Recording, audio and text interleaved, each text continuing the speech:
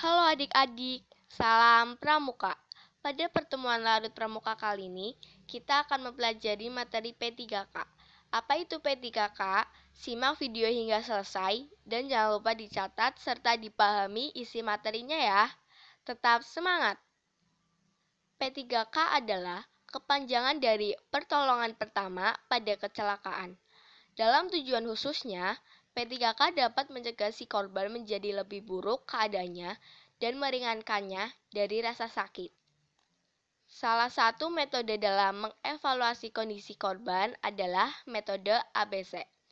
A. Airway, apakah jalan udara pernafasan terbuka atau terhalang? B. Breathing, apakah korban bernapas? C. Circulation, apakah ada denyut nadi? Apakah ada pendarahan luar? Periksa warna kulit si korban. Tujuan P3K 1. Meringankan penderitaan si korban. 2. Mencegah pendarahan dan infeksi. 3. Mencegah bahaya cacat dan kematian. Prosedur P3K. 1. Perhatikan keadaan si korban, sadar atau pingsan. 2. Jika mungkin, bawa korban dan lakukan apa saja yang bisa dikerjakan. Tertibkan masyarakat di sekitarnya, juga untuk memberikan ruangan dan udara yang cukup bagi korban. Jika keadaan memaksa dan belum ada ahli medis, lakukan prosedur gawat darurat. Menghentikan pendarahan.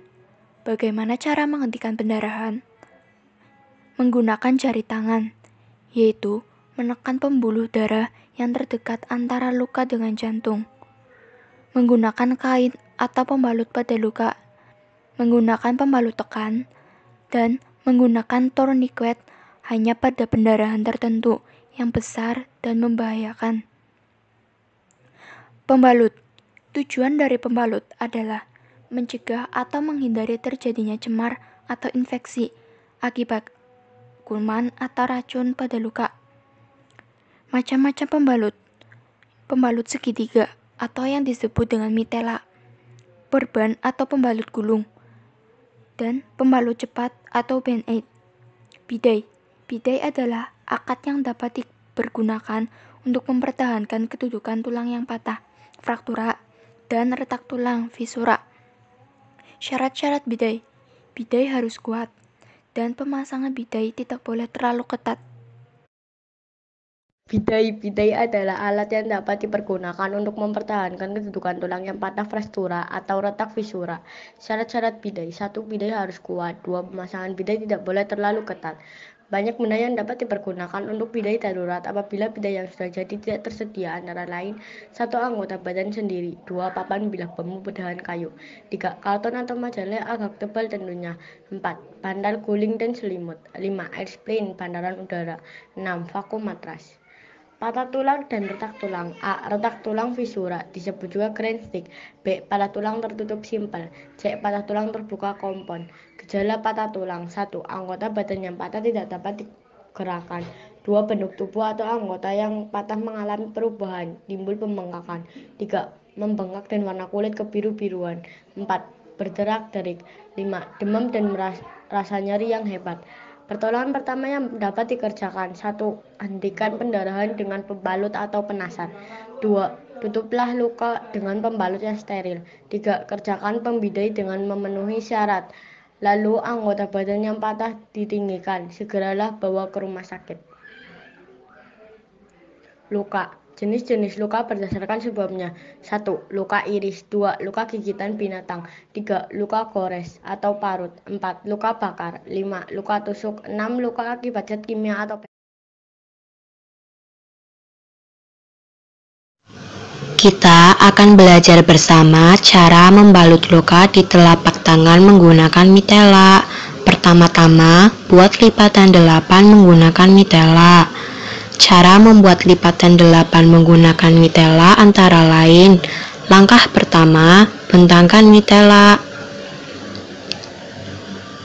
Lalu, lipat menjadi 2 bagian.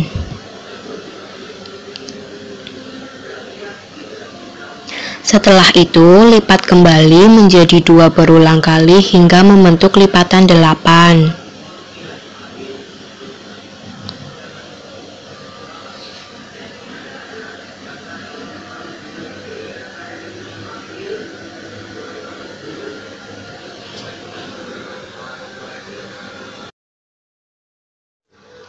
Letakkan mitela pada telapak tangan.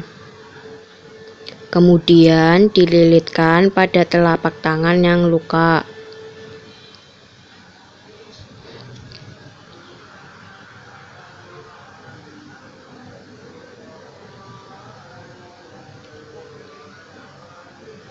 Setelah itu, ikat dengan kencang agar luka tertekan dan tertahan.